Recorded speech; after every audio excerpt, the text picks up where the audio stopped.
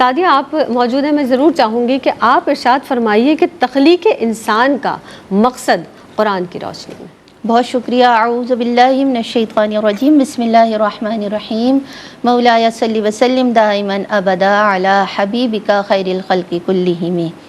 آپ نے بہت خوبصورت گفتگو فرمائی اور جس طرح سے ابتدا ہے اس کی، تو میں یہاں سے اپنی بات کا آغاز یہاں سے کرنا چاہوں گی کہ فرشتے سے بہتر ہے انسان بننا، مگر اس میں پڑتی ہے محنت زیادہ۔ کیا بات ہے، تو تخلیق انسان کا مقصد سمجھنے کے لیے اللہ رب العزت نے قرآن پاک میں کنایتاً صراحتاً گاہے بگاہے بتایا ہے انسان کی تخلیق کا مقصد، لیکن قرآن پاک کی وہ آیت مبارکہ ہمیں صریح طور پر واضح طور پر بتا رہی ہے کہ انسان کی تخلیق کا مقصد کیا ہے، کہ اللہ رب العزت نے فرمایا وَمَا خَلَقْتُ الْجِنَّ وَالْإِنسَ إِلَّا لِيَعْبُدُونَ، کہ اللہ رب العزت نے جنوں اور انسانوں کو اپنی عبادت کے لیے پیدا فرمایا ہے۔ اب اگر ہم دیکھیں تو مفسرین کرام یہ بیان کرتے ہیں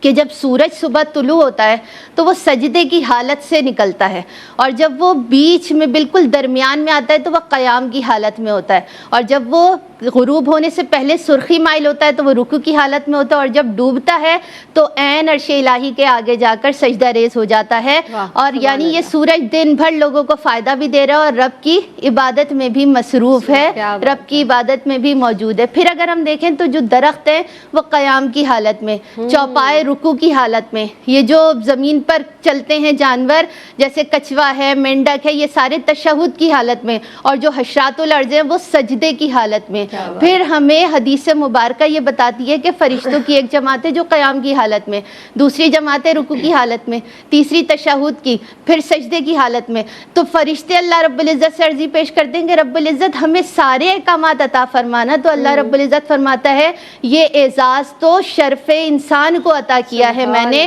کہ انہیں درختوں جیسا قیام عطا کیا، چوپایوں جیسا رکوع عطا کیا، اور یہ جو مینڈک اور کچھوے ان جیسا تشہد، اور حشرات الارض جیسے سجدے عطا کیے۔ تو یہ پوری عبادت اللہ رب العزت نے اشرف المخلوقات بنا کر انسان کو عطا کی ہے اس رب نے، اور ایسی عطا کی ہے کہ وہ اپنے آگے جھکنے کا حکم دیتا ہے۔ تو جب بندہ سجدے میں جھکتا ہے، اگر ہم دیکھیں نا، انسان اگر غور کرے،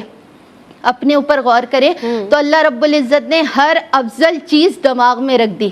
اللہ رب العزت نے سوچنے کی صلاحیت دماغ میں رکھی، دیکھنے کی صلاحیت، آنکھوں جیسی نعمت دماغ میں رکھی، سننے جیسی سماعت کی جو قوت ہے وہ دماغ میں رکھی، چکھنے کی، بولنے کی جو طاقت ہے وہ زبان وہ دماغ میں رکھی، سونگھنے کی صلاحیت، یعنی ان تمام نعمتوں کے ساتھ جب وہ رب کے آگے سجدہ ریز ہوتا ہے تو اس آیت مبارکہ کی ضمن میں یہ بات آتی ہے کہ وما خلقت الجن والانس الا لیعبدون، کہ اللہ رب العزت نے انسان کو اور جنات کو اپنی عبادت کے لیے پیدا کیا۔ شیخ سعدی علیہ رحمہ بیان فرماتے ہیں کہ زندگی آمد برائے بندگی، اور پھر زندگی بے بندگی شرمندگی، کہ انسان کی جو زندگی ہے وہ بندگی کے بغیر تو کچھ بھی نہیں ہے، وہ صرف پھر شرمندگی ہی شرمندگی۔ اللہ اکبر۔